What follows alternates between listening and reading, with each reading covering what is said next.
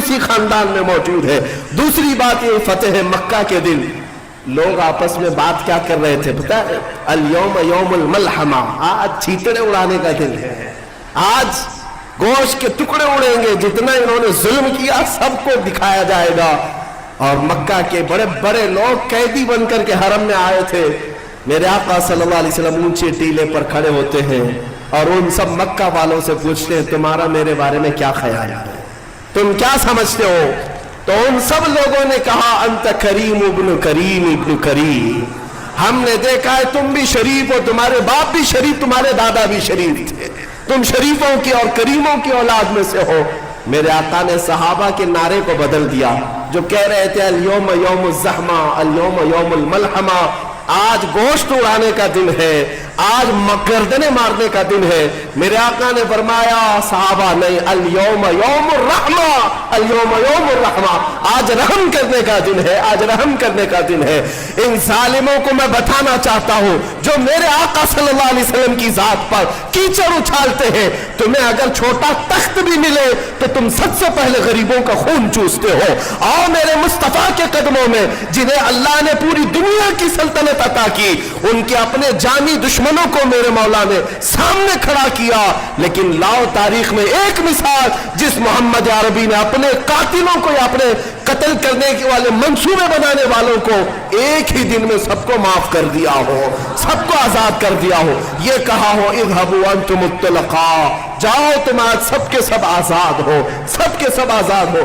ایک شخص ایسا تھا صفوان جس کا نام ہے، وہ سب سوچتا تھا کہ نہیں، وہ گھوڑا لے کر کے دوڑ گیا اور سمندر میں کودنے گیا، اس سے بہتر ہے کہ میں مر جاؤں، محمد کے ہاتھوں میں غلام نہیں بنوں گا۔ اس کا قریبی دوست عمیر بن وہب، وہ صحابی ہو چکے تھے، وہ آئے، انہوں نے دیکھا کہ صفوان میرا دوست خودکشی کرنے کے لیے چلا گیا، دوڑے دوڑے گئے اور سمجھایا کہ صفوان دیکھ محمد کو جیسا بتایا گیا ویسے نہیں ہے، تو آ جا، تجھے معاف بھی کریں گے اور گلے سے بھی لگائیں گے۔ اس نے کہا صفوان نے کہ میں جنگ بدر میں گیا ہوں ان کے مقابل میں، کئی ان کے ساتھیوں کو اپنے ہاتھوں سے مارا ہوں، خندق میں بھی رہا ہوں، احد میں بھی رہا ہوں، کیا وہ مجھ سے کو معاف کریں گے؟ حضرت عمیر نے کہا تجھ سے بھی بڑوں کو معاف کریں گے، تو آ تو چل میرے ساتھ۔ صفوان نے کہا نہیں، میں نہیں جا سکتا، میں سمندر میں کود کر خودکشی کر لوں گا۔ عمیر بن وہب آئے رسول پاک کے پاس، کہا میرا ایک دوست ہے صفوان ہے، وہ خودکشی کرنا چاہتا ہے، وہ ڈر کے مارے، اے اللہ کے رسول کیا آپ کی طرف سے امان ہے؟ حضور نے فرمایا میری طرف سے مکمل امان ہے۔ کہا کہ کیا علامت ہے کہ میں اسے کیسے بتاؤں کہ آپ کی طرف سے امان مل گئی؟ میرے آقا نے اپنا امامہ مبارک کھول کر دے دیا، اپنا جبہ دے دیا، جاؤ صفوان سے کہہ دینا محمد نے اپنا امامہ اتارا ہے، اپنا جبہ دیا ہے، تیرے لیے امان ہے، واپس آ جا۔ دنیا آج امن سکھانے نکلی ہے، یہ ظلم کی داستان لکھنے والے آج پیس کی بات کرتے ہیں، میرے محمد جیسا پیس نہ کبھی پہلے تھا نہ آج ہے۔ رسول کریم صلی اللہ تعالیٰ علیہ وسلم نے جو امن پھیلایا ہے، کہاں کس داستان میں تم ڈھونڈو گے اس کو؟ جنہوں نے دفن ہوتی بچیوں کو اتنا بلند مقام دیا کہ ان کے قدموں کے نیچے جنت لا کر رکھ دیا، جنہوں نے بیواؤں کو جلنے سے بچایا، جنہوں نے غلامی کی زنجیر سے آزاد کرایا، اس محمد عربی پر اگر آج کوئی انگلی اٹھاتا ہے تو میں کہتا ہوں اس زمانے کا سب سے بڑا ناجائز کتا ہے جسے یہ سمجھ ہی نہیں ہے کہ رسول کے اخلاق کیا ہے۔ میں دعوت دیتا ہوں کہ میرے محمد کو پڑھ لیا کرو، رسول پاک صلی اللہ علیہ وسلم کو ایک بار پڑھ لو، پھر تمہارا دل کشادہ ہو جائے گا، تمہارا دل محبتوں سے بھر جائے گا۔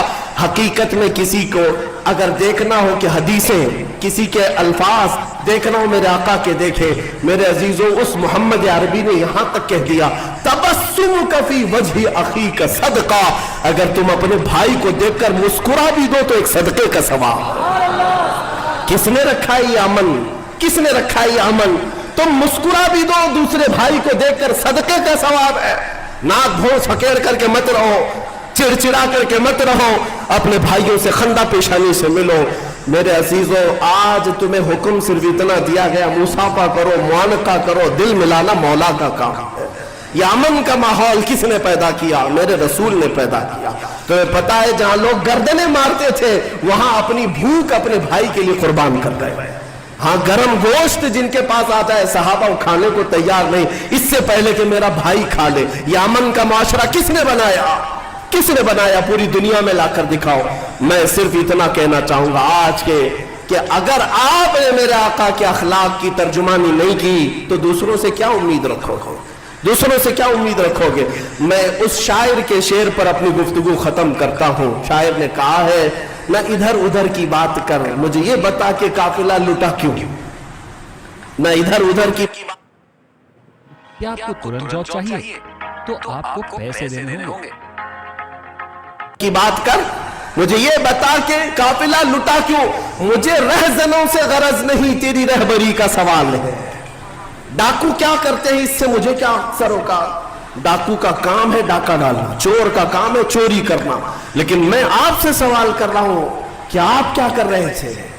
آپ لٹنے کیوں دے رہے تھے؟ آپ خاموش کیوں بیٹھے تھے؟ میرے عزیزوں، اس شعر کا مطلب یہ ہے کہ اگر تم اپنے گھر کی حفاظت کے لیے فکر مند نہیں تو چوروں کو بلیم کرنا چھوڑ دو۔ تم اگر اپنے گھر کی حفاظت کے لیے سیریس نہیں تو ڈاکوؤں کو دوشی ٹھہرانا چھوڑ دو۔ ڈاکو تو ڈاکہ ڈالے گا، چور چوری کرے گا، شرط یہ ہے کہ تم اپنے گھر کی حفاظت کرو۔ تم اپنے دین کی حفاظت کے لیے اپنے آپ کو بدلنے کو تیار نہیں، سارے الزامات تو دشمنوں پر ڈالتے ہو۔ تم نے اپنے آپ کو حضور کے اخلاق میں لانے کے لیے ایک بار بھی تیاری نہیں دکھائی، پھر دوسروں پر کیا دوش رکھتے ہو؟ تمہیں اپنے لباس بدلنے کی فکر نہیں، اپنا چہرہ بدلنے کی فکر نہیں، اپنی تعلیم اچھی کرنے کی فکر نہیں، دوش کسی اور کو کیوں ٹھہراتے ہو؟ اسی لیے میں کہتا ہوں مجھے رہزنوں سے غرض نہیں، تیری رہبری کا سوال ہے۔ تم آؤ دامن مصطفیٰ میں، میرے مصطفیٰ کریم صلی اللہ علیہ وسلم کے اخلاق سے بڑھ کر دنیا میں کسی کے اخلاق ہیں؟ قرآن جن کے اخلاق کی گواہی دیتا ہے، وہ چھوڑ کر اگر ہم دوسروں کے چرنوں میں جائیں گے تو پھر حال یہی ہوگا ان کے جو ہم غلام تھے خلق کے پیشوا رہے، ان سے پھرے جہاں پھرا، پھر آئی کمی وقار میں۔ صرف شرط اتنی ہے اے سنی مسلمان، ہمیں کرنی ہے شہنشاہ بطحا کی رضا جوئی، ہمیں کرنی ہے شہنشاہ بطحا کی رضا جوئی۔ وہ اپنے ہو گئے تو رحمت پروردگار اپنی، اگر حضور کی طرف تم متوجہ ہو گئے تو بس ساری دنیا تمہاری ہے، اقتدار تمہارا ہے۔ شرط یہ ہے ادخلوا فی السلم کافہ، پورے کے پورے مسلمان ہو جاؤ، پورے کے پورے مومن ہو جاؤ، پورے کے پورے غلام مصطفیٰ ہو جاؤ۔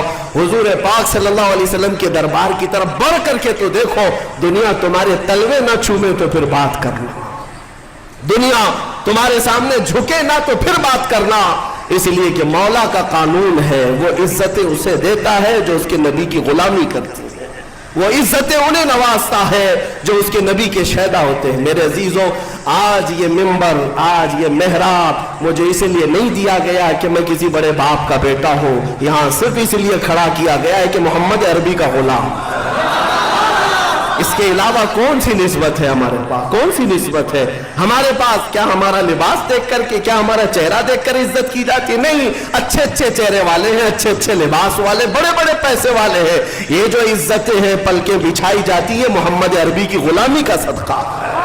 ہاں، اسی بات پر آپ بھی آ جاؤ، یہ ناز یہ انداز ہمارے نہیں ہوتے، جھولی میں اگر ٹکڑے تمہارے نہیں ہوتے، روشن میری قسمت کے ستارے نہیں ہوتے جب تک کہ مدینے سے اشارے نہیں ہوتے۔ بے دام ہی بک جائیے بازار نبی میں، اے مسلمانوں بے دام ہی بک جائیے بازار نبی میں، اس شان کے سودے میں خسارے نہیں ہوتے۔ جب تک بکے نہ تھے تو کوئی پوچھتا نہ تھا، یا رسول اللہ تم نے خرید کر ہمیں انمول کر دیا۔ مولا سب کی عزتوں کی حفاظت فرمائے، اسلام و سنیت کا بول بالا فرمائے، اور تمام برے منصوبوں کا منہ کالا فرمائے۔ مولا ہماری جماعت کو اتحاد و اتفاق عطا فرمائے، ہماری صفوں میں مولا تعالیٰ قوت حیدری عطا فرمائے، شجاعت فاروقی عطا فرمائے۔ مولا تبارک و تعالیٰ ہمیں صحابہ کا صدقہ عطا فرمائے، اولیاء کے قدموں کی نسبت عطا فرمائے، اور ہم سب کو کاٹنے والوں کو مولا کیفر کردار تک پہنچائے۔ رب ذوالجلال اس آخری شعبان کے جمعے میں ہم سب کی دعائیں قبول کر کے ہمیں رمضان تک کی زندگی عطا فرما۔ وآخر دعوانا الحمدللہ رب العالمین۔ سلام۔